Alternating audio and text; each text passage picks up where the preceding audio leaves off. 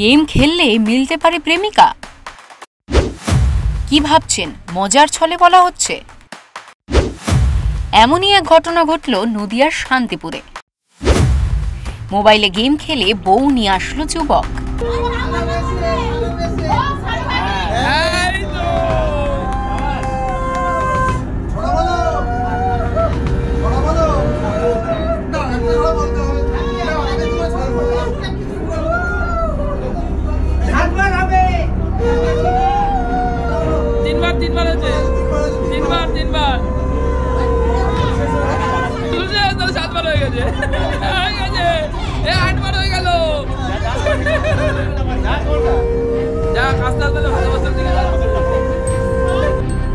দীর্ঘ 5 বছর free fire খেলে বউ ঘরে নিয়ে এলো শান্তিপুরের দাদাভাই মোবাইল দোকানের কর্মী সুব্রত বিশ্বাস।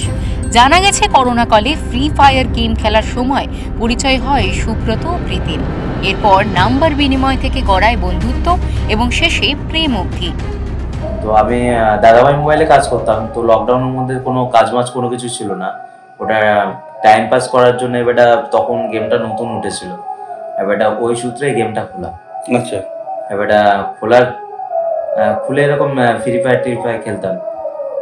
তো আমার গেমের মধ্যে খেলতে খেলতে র্যান্ডমলি কজন খেলতে? আমরা 4 জন মিলে খেলতাম। আচ্ছা, তো তার মধ্যে আমরা 4 জন খেলতে খেলতে হঠাৎ করে মানে আমার টিমে যে একটা মহিলা বা একটা মেয়ে রয়েছে সেটা আমি জানতাম না। তো যখন জানলাম তাকে আমি একটা মেসেজ করেছিলাম, মেসেজটা রিপ্লাই দিয়েছিল 2 দিন পরে। তো দেওয়ার পরের থেকে কন্টিনিউ আমাদের কথা হয়। ওই 5-6 বছর। তখন আপনি কি করতেন? তখন আমি পড়াশোনা করতাম, ক্লাস 11 এ পড়তাম। তারপরে পড়াশোনা করতাম, লকডাউনের সময় গেম খেলাটা মানে বেশি হয়ে গেছিল একটু, তখনই আলাদা হয়েছে। তখন স্কুল বন্ধ ছিল বলে? তখন স্কুল বন্ধ ছিল।